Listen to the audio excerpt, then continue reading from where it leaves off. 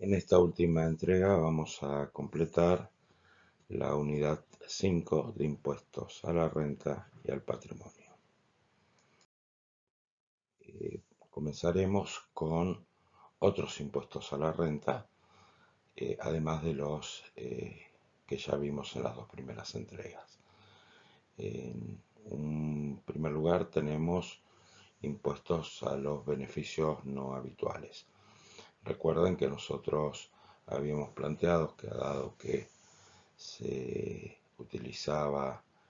el criterio de la fuente para determinar renta, existían otros tipos de beneficios que podían recibir las personas y que no tenían las condiciones de este criterio, es decir, eh, no provenían de una fuente permanente y habitual y por lo tanto no eran alcanzados por el mismo. Por ello existen otros impuestos, como en este caso el de los beneficios no habituales, que van a cobrar impuestos sobre justamente este tipo de beneficios, aquellos que no tengan una fuente permanente y habitual de ingresos. Son impuestos que tienen una alícuota marginal inferior a la máxima alícuota del impuesto a las ganancias. Esto hace que pierda un poco de progresividad por un lado, pero también es importante aclarar que justamente estaría respetando el principio de equidad en el sentido que dada la no habitualidad no se los puede equiparar a aquellos que tienen ingresos importantes habituales porque tienen una fuente permanente de ingreso. Dentro de estos beneficios no habituales, el más común, el más conocido, es a los premios por juego de azar, que dada justamente su característica de no habitualidad, van a estar alcanzados por este tipo de impuestos. Otros impuestos a la renta, estos otros dos que vamos a ver ahora, en realidad no están dentro de la legislación argentina, pero los traemos aquí porque tienen de alguna manera aspectos teóricos que son interesantes. El primero de ellos, que es el impuesto a la renta normal potencial de la tierra, es un impuesto que fue creado y tuvo vigencia un par de años a principios de la década del 70 en nuestro país. La idea de este impuesto era justamente cobrar por la ociosidad o la no explotación de, de las tierras en el sector agropecuario. Es interesante este impuesto porque, bueno, de alguna manera va a marcar también o puede marcar cómo los sistemas tributarios en algún punto, quizás no en forma completa, pero sí en algún punto, van a responder a las ideas de época. Nosotros si nos ubicamos a principios de la década del 70, había toda una corriente de opinión sobre que la tierra debe ser para los que la trabajan y había también toda una corriente de opinión en el mismo sentido que planteaba eh, la ociosidad y la especulación tanto financiera como inmobiliaria de los grandes grupos de poder. Y de alguna manera lo que buscaba este impuesto era justamente evitar que haya tierras sin trabajar y que de alguna manera aquellos que tenían algún tipo de especulación inmobiliaria eh, tuvieran algún tipo de gravamen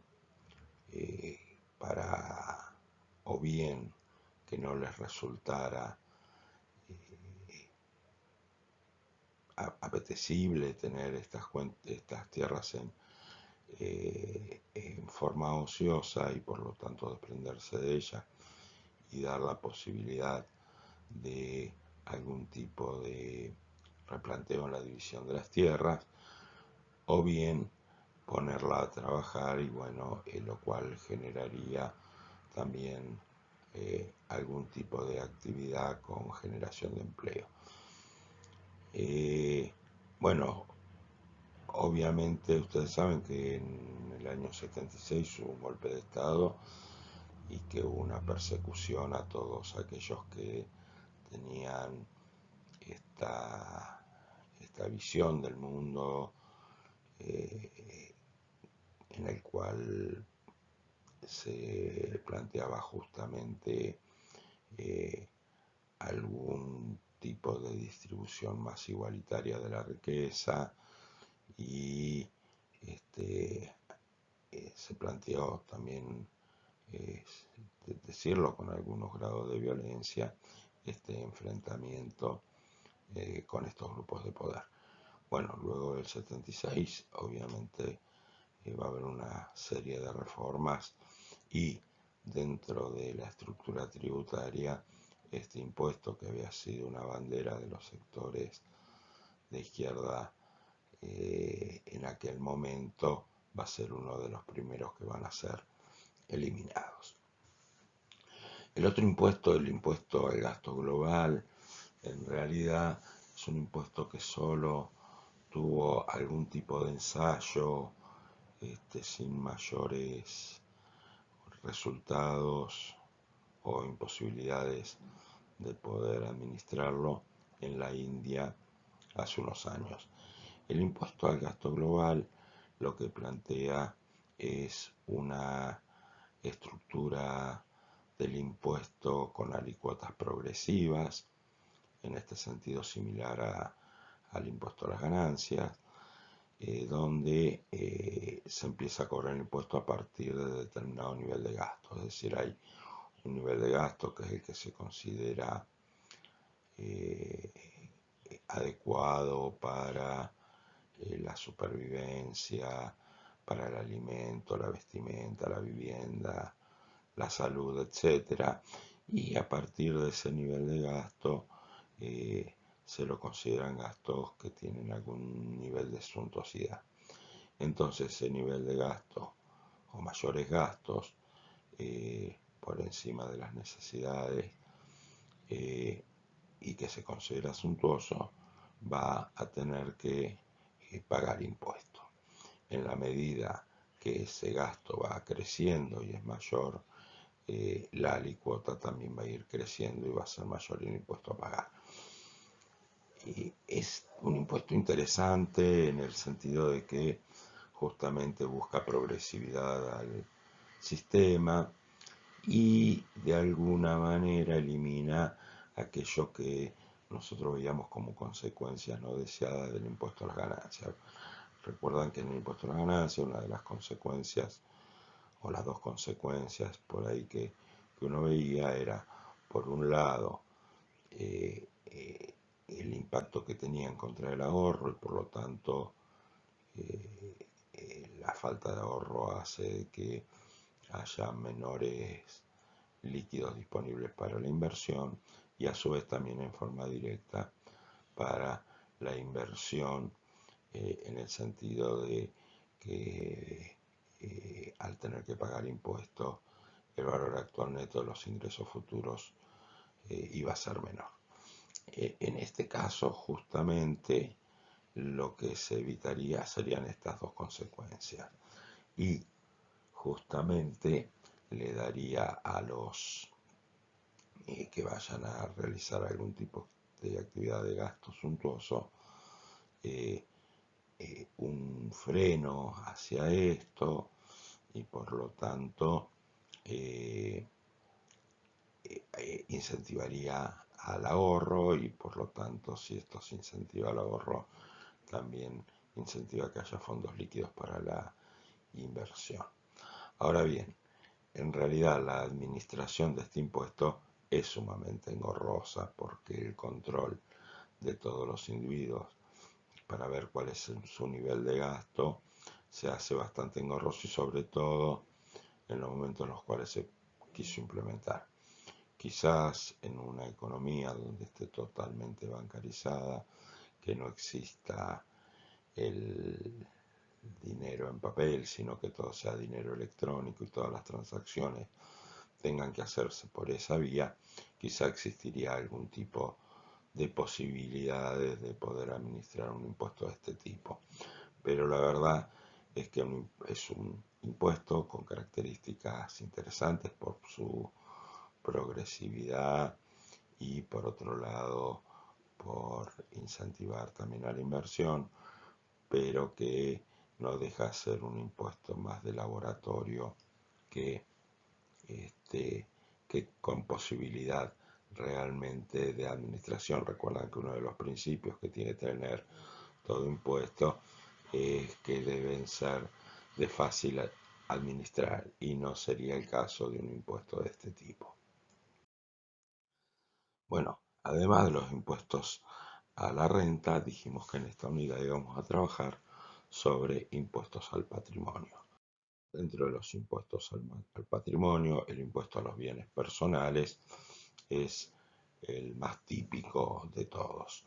Es interesante acá ver quiénes son los sujetos pasivos del impuesto y van a ser todas las personas físicas y sucesiones indivisas, tanto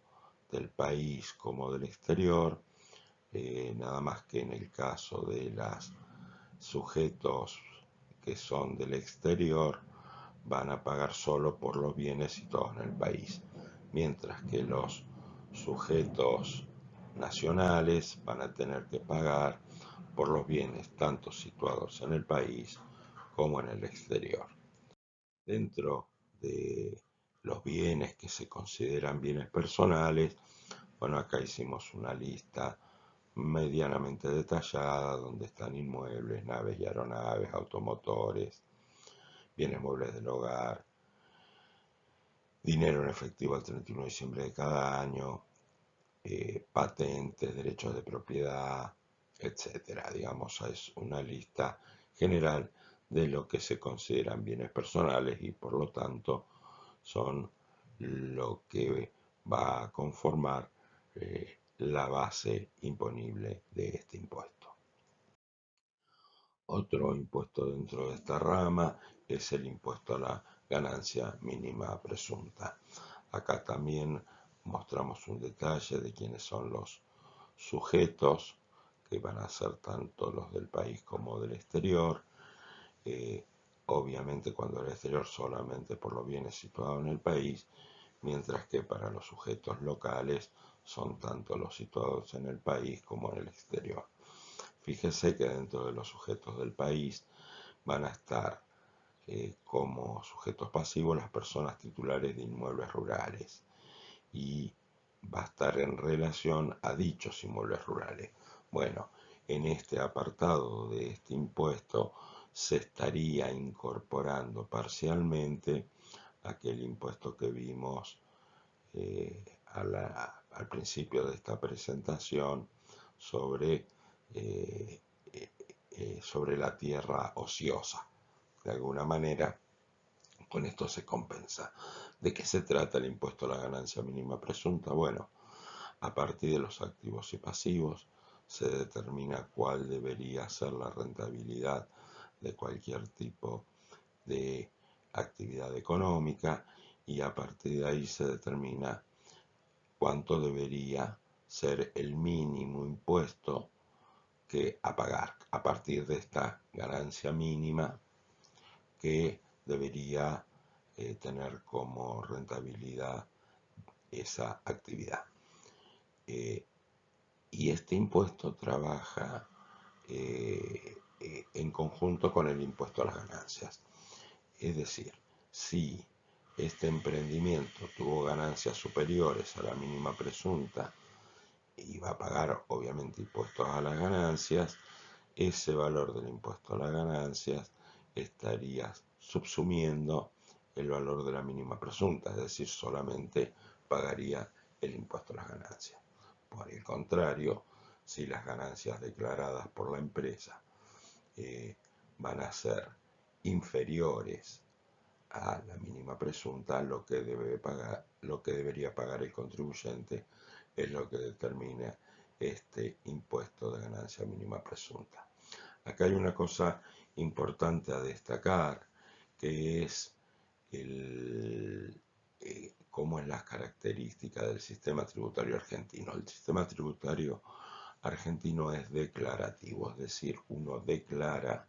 cuáles fueron sus ganancias, declara cuáles son sus bienes, es decir, uno a partir de una declaración jurada va a determinar la base imponible de cada uno de los impuestos. Y el Estado a uno le cree a partir de esta declaración jurada, pero se toma sus recaudos. Y estos recaudos se ven, por ejemplo, en este impuesto de ganancia mínima presunta. Es decir, más allá de esa declaración jurada,